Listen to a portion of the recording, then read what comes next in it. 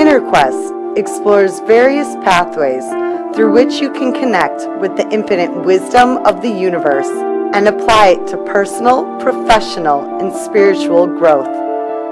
This program, featuring accomplished practitioners, educators, and authors, is provided by Infinity Foundation, an innovative center for holistic studies and research. We invite you to share this journey with us.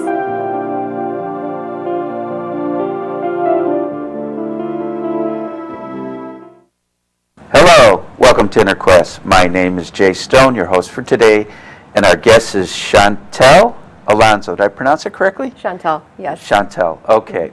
Well, I'll read your bio, and then you've got a lot of great information, and I look forward to helping the audience understand about mindfulness education for children. Shantal provides mindfulness education mainly to youth and family. She's the author of Art, A-R-T of Emotions, an interactive booklet aimed at teaching children emotional intelligence and emotional regulation. She uses a variety of creative, playful, and mindful activities to accomplish that goal. Shantal was trained as a mindful educator by Mindful Schools and also holds a Bachelor of Science and a law degree. So, all right, well, if you can do this, then the rest will be easy. How do you define mindfulness? Well, the definition of mindfulness that I like to follow is the one by John Kabat-Zinn, whom we were just discussing, which it's basically just paying attention to what's happening in the present moment, non-judgmentally. It's kind of a quality of inner stillness that is always available and that empowers us to respond versus react. Okay, and how, now here, this isn't on the list of questions, but how do you define non-mindfulness? Non-mindfulness, I would characterize as non-awareness, not paying attention, not noticing, not recognizing what is happening both inside of yourself and around you. So, according to your definition of mindfulness, you could be having a conversation and experiencing mindfulness. You could be taking a walk and experience mindful, or children could be playing games and experiencing mindfulness. Right, yeah, there's different examples. I mean, there's 5 sensory awareness, there's awareness of your thoughts, of your emotions, there's gratitude and appreciation, observing what's happening around you in every moment. Okay. And why did you start teaching mindfulness to youths and families?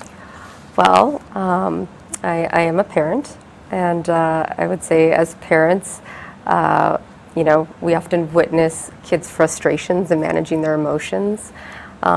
Most kids don't have a readily accessible menu of healthy outlets in order to be able to navigate and manage those emotions in a healthy way. We often witness kids turning to unhealthy coping mechanisms like drugs or alcohol and just experiencing unhealthy chronic levels of stress.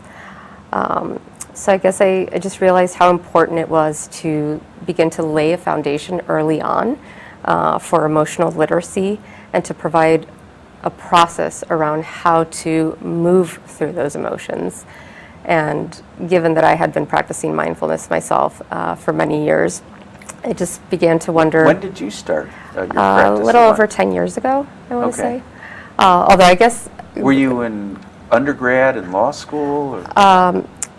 I would say undergrad, although I was first exposed to it even, I want to say in grade school, because I did go to this one school where we would practice yoga and have our quiet moments in the day, and they would introduce that stillness as a ritualistic part of our day, and I just remember them planting the seed even way back then. So having practiced it and just been intrigued by it for so long, I wondered how my journey, might have been different had I had a more robust toolkit earlier on. And then when it became apparent, the practice kind of took a whole new level of importance for me. As many parents can attest, parenting is one of the toughest jobs, testing our sanity and our sense of well-being. Well, you don't get a break. Exactly. Yeah. Yeah, and you really, it's all about, hey, what do I want for my children and what am I modeling to them? If I want them to embrace this, I myself need to be able to embody this. And our children are mirrors, and they taught me, they heightened my own sense of self-awareness. And, mindfulness for me began to bring a higher level of acceptance and compassion, both for myself and for my children, and to introduce more inner peace, and what is otherwise often a chaotic rhythm to family life. Well, mindfulness allows us to be guided from within. It increases intuition, connects us to our healthy instincts that are not only good for our physical health, but our mental and emotional wellness. Exactly. And you wrote that book, Art of... Yeah, it's a card deck. Okay, Yeah. Art of Emotions. Yeah. Thank you for correcting me. But you said teaching children emotional intelligence, which is so key. Emotions are emotion, energy and motion. I didn't come up with that. And we need to read our own bodies. Exactly. Yeah, and to regulate that. That's Exactly. one of your other things. Yeah. And attention deficit disorder is on the rise. Have you worked with children and families where ADD is prevalent? I have, yeah, and I was going to get to that later, but I certainly have. I've worked with a lot of kids. I've worked with some kids on the spectrum. I've worked with children with ADD issues or with social anxiety or depression issues. So certainly their parents have come to me hoping to add to the toolkit of things that might be able to help their children navigate those challenges. Okay. And why is it important to teach mindfulness to children? Well, at least I know for me personally, and as most parents that I've talked to, one of the things we want most for our children is to empower and promote a lifetime of inner resilience and to strengthen their well-being. And as you mentioned, mindfulness equips them with this inner tool that they can always access, to help them navigate conflict and stress and learn to manage their emotions. Well, parents, teachers, they use timeouts as a form of punishment, and children often respond positively to timeouts. I tell parents and teachers, use timeouts as a reward. It's like, oh, you're doing so well. I like the quiet. Let's have our quiet time. Yeah. Instead of timeout. But the thing with children though that makes it absolutely critical to teach them at a young age is because, as I'm sure neuroscience has just exploded with their findings and shown us the amazing neuroplasticity of our brains, which basically means that we have the power to both shape and rewire our brains. And because kids' brains are still developing into their mid-20s, we have this amazing opportunity to begin to help them to develop these positive neural pathways early on in life so that they could build healthy habits. For adults, we have to work so hard to undo all the work, the lifetime of bad habits that we've built up. It's like peeling back the layers of the onion. But with kids, we can help establish those positive patterns early on. So. And are you aware of any mindfulness play groups? I have actually searched. Actually, that's what prompted me to start this because I couldn't find many people out there doing this, So, but I think it's definitely breaking ground now. And what goes on in a mindfulness play group? I would have. I have not seen many out where I live. The ones that I've read about, people just share resources and books and techniques.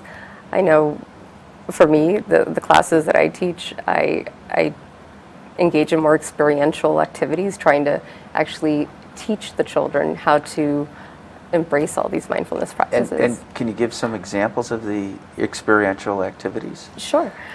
So it depends on their ages, but for the younger kids, I use a lot of art. We'll do different art projects, like we'll make mindful breathing wands.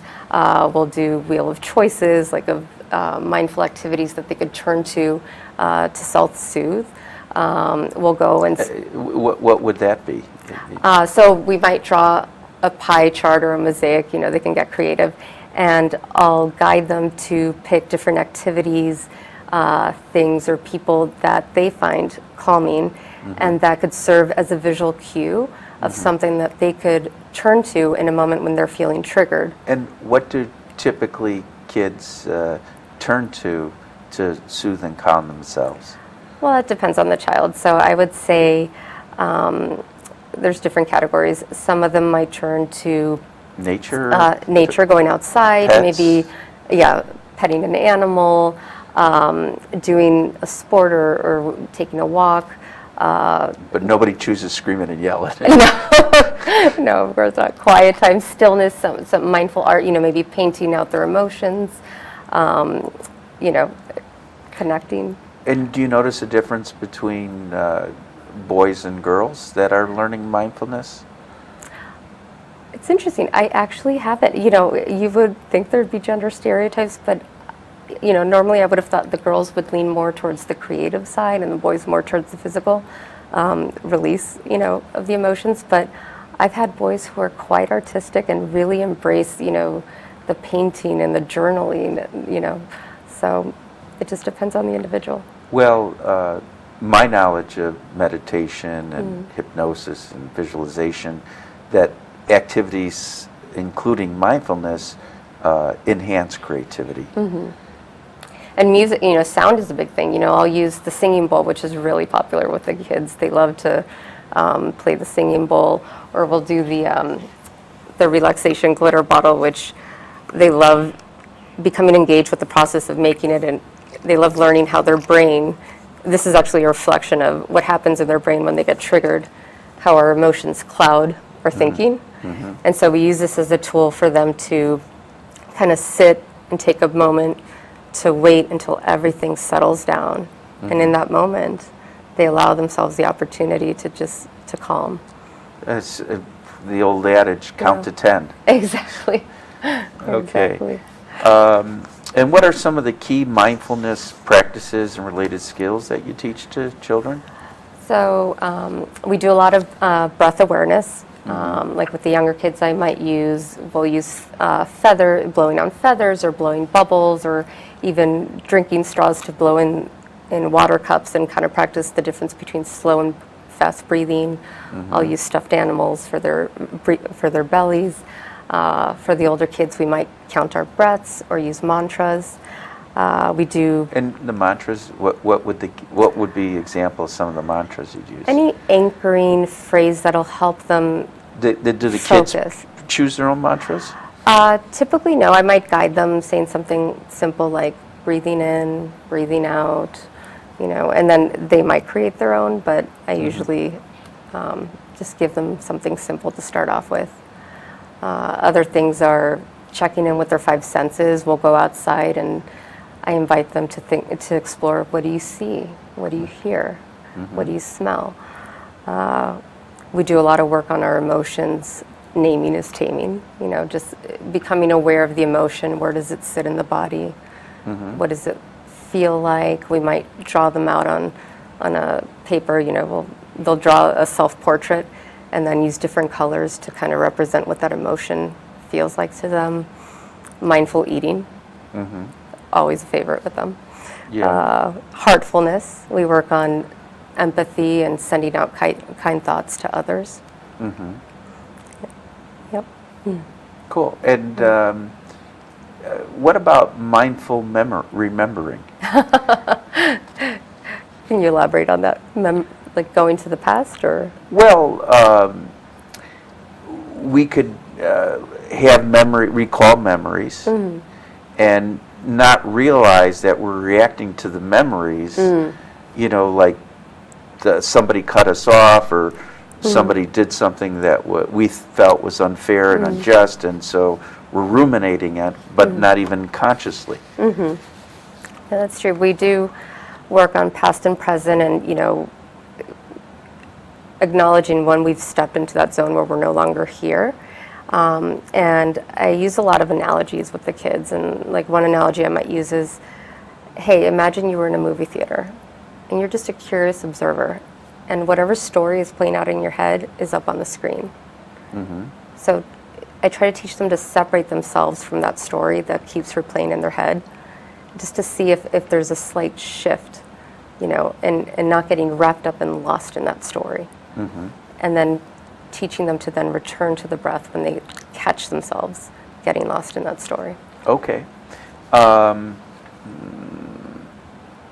does your mindfulness teaching approach change for different age groups or kids with special needs or a history of emotional or behavioral challenges? Well, as I mentioned, with the younger kids, I'll be more experiential, and kind of introduce a lot of games and humor and art. When you say younger kids, what age are we talking Oh, about? I'll start I do a mom and talk class, so with kids as young as 2, but then on their own, I'll start with elementary age kids, 4 or 5, and then through teenagers. Once I get into the tweens and teens, I will integrate more dialogue and more reflective writing and art, and I'll even do some partner exercises to role play empathy or typical situations that they might face at school, social anxiety or bullying or performance at school. With the special needs or the kids who come to me with a history of kind of more emotionally charged backgrounds,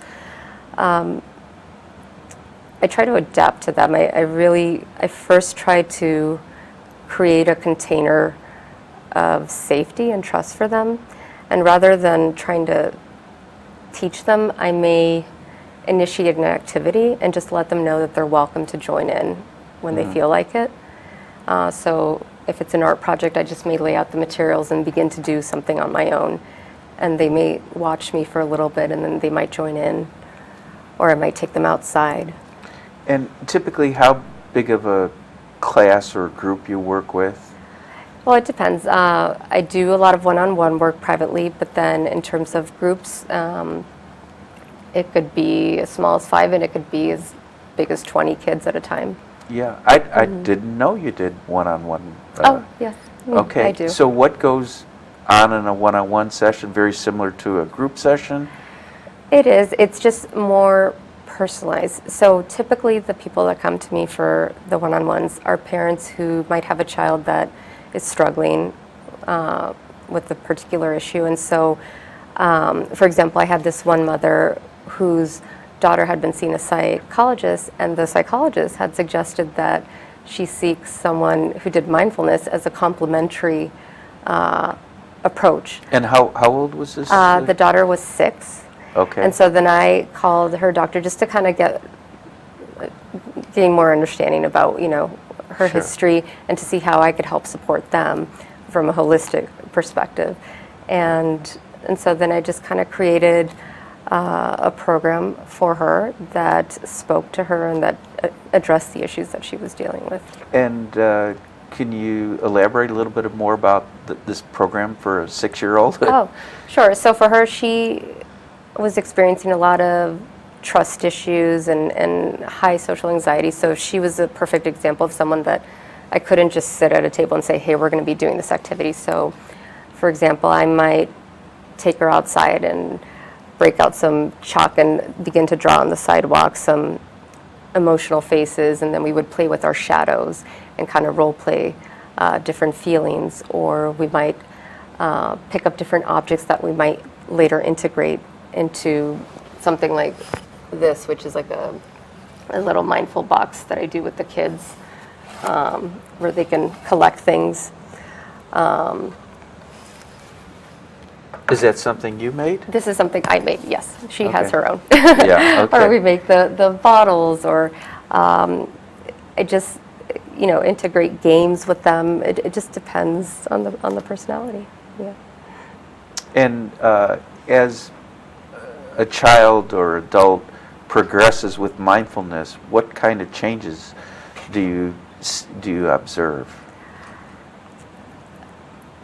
For me, it's about what I observe is my job is just to serve as a catalyst, to give them a toolkit. And some of the things may resonate with them and some may not.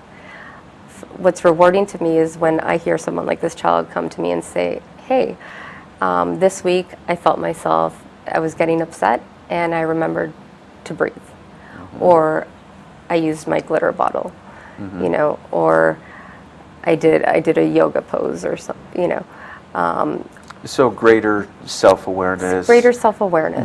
More self-control. So mm-hmm. so the emotional intelligence and emotional regulation, improvements in that. Right. Is what I'm hearing. It is. The hope is that you'll plant the seed and they'll be able to integrate one or several things into their life, and that they'll be able to turn to these things as they navigate the different challenges at the different age groups through adulthood. Now, you brought in this, I don't even know what to call it. You This is my daughter's, actually. It's, I guess, her mindful basket, if you will. Over the years, I've been... by the way, you comfortable talking about your... Sure, okay. Sure. So I actually made this for her when she was 2 years old. And the intention was that over the years, I would fill it with different props or tools that she could use whenever she felt she needed to go inward or self-soothe. So, for example, I have a doll. I also have another doll over there that she can role play with. This is one of her little... When role play, so let's say she was feeling sad. Oh, she'd be treating the doll or soothing the doll, mm-hmm. when those are the things that she would need to hear or feel herself. Mm-hmm. Oh, I'll role play with her. I have the mom doll as well, and we'll role play different scenarios, or maybe something happened at school, and so she's feeling a little emotionally charged about a certain situation, and we'll act out whatever was upsetting her, and until she's moved through it. Okay. Yeah. Now, is that dolls you made? I actually did not make this. A dear friend of mine made it. Okay. Yeah. So it's okay to purchase already made things to use for... Yeah, this was handmade for her, actually. But yes, I do purchase things that are made. Most of these things I did make. Like, this is her little... You're very artistic. Thank you. Spiritual suitcase, where I told her, she can... Eventually, when she's older, she'll understand, she can put the baggage in and take it out, anything that's bothering her. Here, right now, she has feathers that we use for breathing games. Mm-hmm. And how old is your daughter now? She is 5.5. Okay, so she's kindergarten. Mm-hmm. Yeah. And we have a feelings box where she'll put in different things that are feelings. We have different stones. Mm-hmm. Kids love the tactile objects, especially the kids who are on the spectrum. They just love sensory tactile objects. Just different imaginative things. This is a mindful... Is this the cards here? Yes. Oh, no, not my cards. These are different cards that I have. These are mindful breathing. Like, kids make these in the classes, and they play with the different breaths. This is another breathing tool that she uses. Now, were you the originator of these ideas too, or did you learn that from somewhere? I probably picked them up along the way from different sources, so okay. I can't remember where I first picked this one up. And then we have sound. I also play music for her. And so this box... any particular type of music? Usually soothing music, kind of classical or... New age? Nature New age. sounds? Mm-hmm, nature sounds. Okay, Mm-hmm. That'll work. Yeah, so this is in her room, and she just kind of goes to it when she needs it. Great. Let's see. Did you already tell me your favorite mindfulness tools? Oh, my favorite mindfulness or the children's? Well, why don't you talk about yours and maybe about the children okay. and how they might be a little bit different? Okay. Or similar? Well, for me, I would say obviously the foundation is the breath. because that's always there no matter where you are. So if I could teach them that one thing, that's great. Because I'm very creative and artistic, I love doing anything like painting, like I'm spending an hour just lost in the art and just painting one's emotions. Movement, I might dance with my daughter. Sometimes when you could get silly and just dance your joy or dance your anger away. Going outside in nature, that's something I enjoy and something the kids enjoy very much as well. Gardening, would that be up there? I don't garden myself, but I'm sure for many people that would be a mindful activity. Yeah, I would think so. Yeah. Great. And then for children, same thing? Same Very thing. similar? Yeah, the popular ones are always the glitter bottle, no matter what age they are. Any sort of expressive painting, any sound. They love to make sound. Is it possible to, I'm laughing already, is it possible to remain mindful when you have two diametrically opposed people with political differences? That's called take a deep breath and maybe choose to walk out the room. Yeah, okay. All right. Let's see. Now, is there special techniques when kids have very strong emotions? What, in a class, like if I'm experiencing a child with a strong emotion? Yeah. So, depending on the child, but usually for some kids it's humor. It's maybe doing something out of the ordinary that just kind of gets them outside of that funk. Could you like give a kid a hug? You know, I would. It depends on the child, because some kids, especially if they're on the spectrum, might have a little bit of an physical, issue. sensory, right. yeah. So I would be careful with that. With my children, certainly, I will offer to always connect with the hug, because that sends a calming response in the brain, of course. So I always encourage parents to connect. And while you're hugging, let's say your daughter, would you say, "Let's breathe together" or something? Okay. Yeah.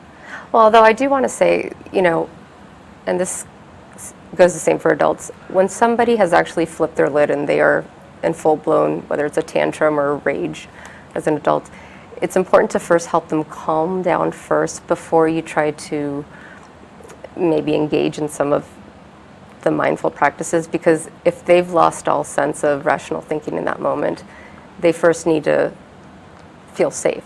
You know? I agree, and I'm getting the signal to wrap up. Oh. So for more information about Infinity Foundation, InnerQuest, Shantal, please stay tuned to the crits at the end. Until next time, wish you good health, good fortune, and good spirits. It's a pleasure to meet you. Thank you.